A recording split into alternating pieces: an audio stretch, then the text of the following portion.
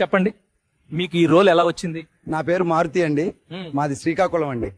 ఎలాగినా hero అయిపోదామని ఊళ్ళో bus ఎక్కినానండి.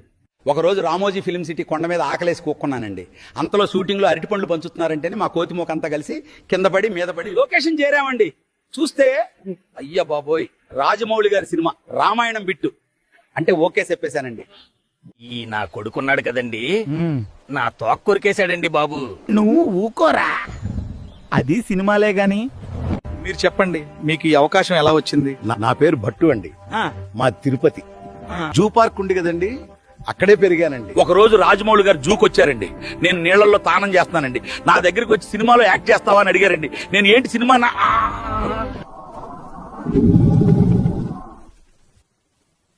అని నోరు బార్లా తెరిచి నాకు యాక్టింగ్ గీక్టింగ్ రాదు అన్నానండి.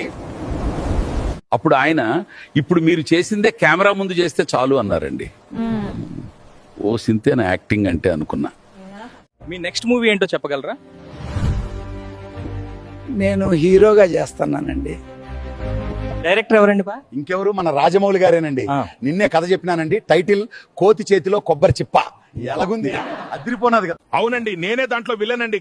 ఈ సినిమాలో మిస్ అయ్యాడండి, నెక్స్ట్ సినిమాలో ఖచ్చితంగా వేసేస్తానండి. రాజమౌళి గారి కోసం హాలీవుడ్ వాళ్ళు వెయిట్ చేస్తుంటే నీతో ఎందుకు తీస్తారా?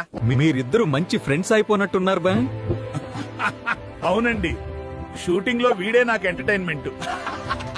మరి వారణాసి మూవీ గురించి ఒక్క మాటలో చెప్పాలంటే ఏం చెప్తారు? వదు తగలబెట్టేస్తున్నాం అంతే.